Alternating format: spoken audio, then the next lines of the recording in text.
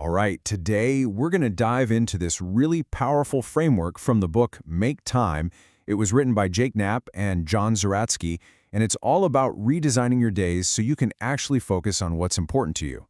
So, if you're tired of feeling busy but not productive, stick around. Let's get into it. So let me start with a question that I'm guessing hits a little too close to home for a lot of us. You get to the end of the day, you're totally wiped out, your brain feels like mush, and you have this nagging feeling like, what did I really do today? It's like the hours just vanished. Well, that feeling, it's not just you. It's a symptom of a much, much bigger problem. The authors actually have a name for this. They call it the modern time trap. And it's basically fueled by these two massive forces that are in a constant battle for our attention every single minute of the day. Okay, so meet the two villains of our time. On one side, you've got the busy bandwagon. This is that constant cultural pressure we all feel to be productive. You know, the overflowing inboxes, the back-to-back meetings. The default setting here is just reacting to everything all the time. And on the other side, you've got the infinity pools. These are all the apps with bottomless content, social media, news feeds, you name it. Their default setting is just endless distraction. So we're constantly being pulled between these two extremes. It's exhausting. And here's the most important thing to get from all this. If you feel overwhelmed and distracted, it is not a personal failure. It's not that you lack willpower. It's because the systems we live in, our phones, our work culture, are literally designed this way. Busyness and distraction have become the default setting for modern life. So how in the world do you fight a system that's literally designed to work against you? Well, this is where the author's story gets really interesting. They call themselves time dorks, and they have a pretty unique perspective because, well, they were on the inside. Yeah, so these time dorks are Knapp, who worked on products like Gmail, and Zeratsky, who is a designer for YouTube. I mean, these guys were literally experts at making technology addictive. They helped build the very systems that are distracting us. But they had this huge realization. All the productivity hacks in the world weren't helping. Being more productive just meant they were reacting to other people's priorities, just faster. So they decided to use their design skills to redesign their own time. And what they came up with is this framework. And the beauty of it is that it's not some huge, complicated set of rules or a giant list of life hacks. It's actually a really simple 4-step system that you can use every single day to be more intentional. So here it is, the Make Time framework. It's a simple loop you repeat daily. First, you highlight. You pick one single thing that's your priority for the day.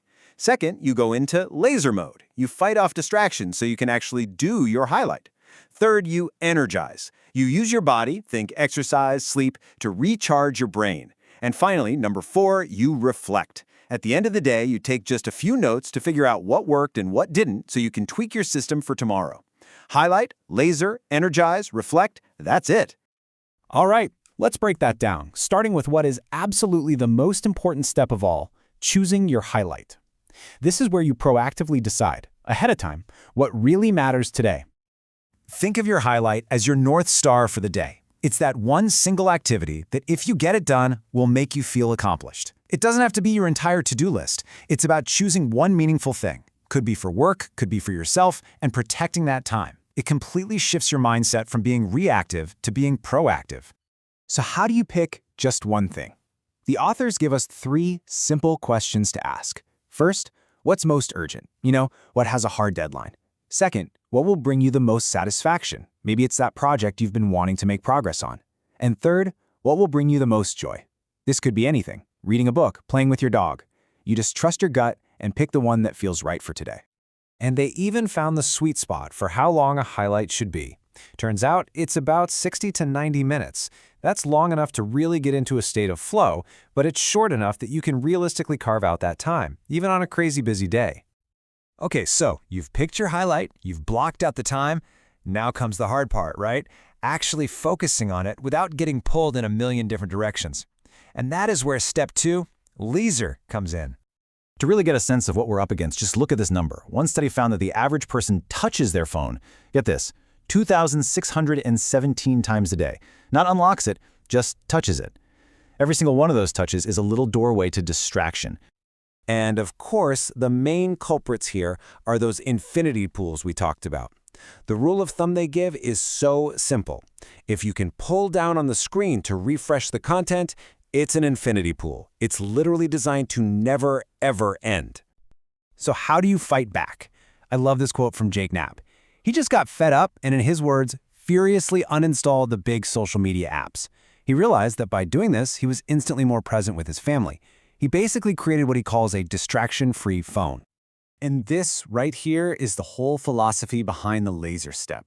You are never going to win a battle of willpower against a team of 1,000 engineers whose job it is to keep you hooked. So stop trying to just resist.